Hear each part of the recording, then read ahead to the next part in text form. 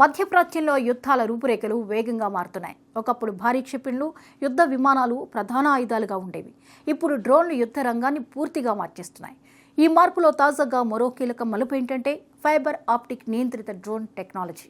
ఈ టెక్నాలజీని ఉపయోగిస్తూ లెబనాన్కు చెందిన హిజ్బుల్లా, ఇజ్రాయిల్ అత్యాధునిక రక్షణ వ్యవస్థలకు సవాల్ విసురుతోంది. ఇజ్రాయిల్ ప్రపంచంలోనే అత్యంత శక్తివంతమైన రక్షణ వ్యవస్థలు కలిగిన దేశాల్లో ఒకటి. ముఖ్యంగా electronic warfare, radar, anti missile systems విషయంలో ఇది ముందుంది. కానీ ఇప్పుడు హిజ్బుల్లా వినియోగిస్తున్న ఫైబర్ ఆప్టిక్ డ్రోన్లు ఈ వ్యవస్థల బలహీనతను బయటపెడుతున్నాయి. సాధారణంగా డ్రోన్లు రేడియో తరంగాల ద్వారా నియంత్రించబడతాయి. ఆ రేడియో సిగ్నల్స్ను శత్రు దేశాలు జామ్ చేయగలవు, ట్రాక్ చేయగలవు. అందుకే ఇజ్రాయెల్ వంటి దేశాలు ఎలక్ట్రానిక్ జామింగ్ ద్వారా చాలా డ్రోన్లను ముందుగానే అడ్డుకుంటాయి. కానీ ఫైబర్ ఆప్టిక్ డ్రోన్ల పని విధానం పూర్తిగా భిన్నంగా ఉంటుంది. ఈ డ్రోన్ అలాగే దాన్ని నియంత్రించే ఆపరేటర్ మధ్య అతి సన్నని ఫైబర్ కేబుల్ కనెక్ట్ అయి ఉంటుంది. అంటే డ్రోన్ ఎగురుతున్నంతసేపు ఆ కేబుల్ ద్వారా కమాండ్స్ వెళ్తుంటాయి. ఇందులో ఎక్కడ రేడియో సిగ్నల్స్ ఉండవు. దీంతో ఎలక్ట్రానిక్ జామింగ్ పూర్తిగా పనికిరాదు. ఈ టెక్నాలజీ వల్ల డ్రోన్ను ఆపడం అంటే ఎంతో కష్టమవుతుంది. ఇంకా ఒక ముఖ్యమైన అంశం ఏంటంటే ఈ డ్రోన్లు చాలా చిన్నగా, తక్కువ ఎత్తులో ప్రయాణించేలా తయారు చేస్తారు.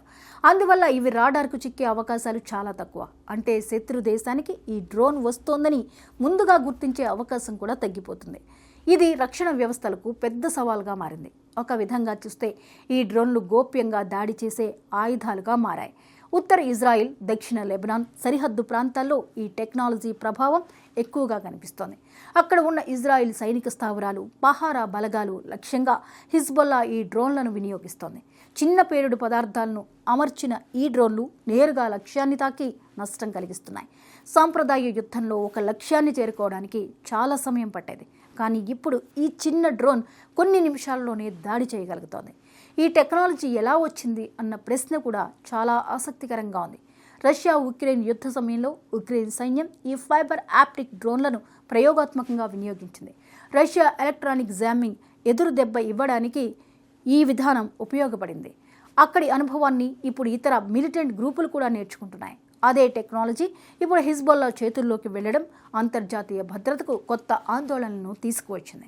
ఇక్కడ మరో ముఖ్యమైన విషయం ఏంటంటే ఈ డ్రోన్ల తయారీ ఖర్చు పెద్ద మిసైల్ వ్యవస్థలతో పోలిస్తే చాలా తక్కువ ఖర్చుతో తయారవుతాయి.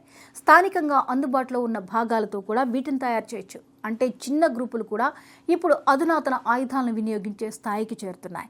ఇజ్రాయెల్కి ఇది పెద్ద సవాల్గా మారింది. ఇప్పటి వరకు ఉన్న రక్షణ వ్యవస్థలు ప్రధానంగా రేడియో సిగ్నల్స్ ఆధారంగా పనిచేసే డ్రోన్లను అడ్డుకునేలా రూపొందించబడ్డాయి. కానీ ఇప్పుడు ఈ కొత్త టెక్నాలజీకి ఎదురు నిలవడానికి కొత్త వ్యూహాలు అవసరం.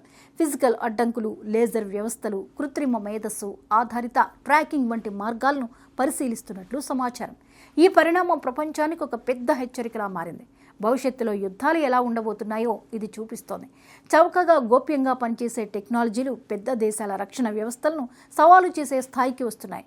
అంటే యుద్ధంలో ఆధిపత్యం అనేది కేవలం భారీ ఆయుధాల వల్ల కాకుండా తెలివైన టెక్నాలజీ వినియోగంపై ఆధారపడుతోంది.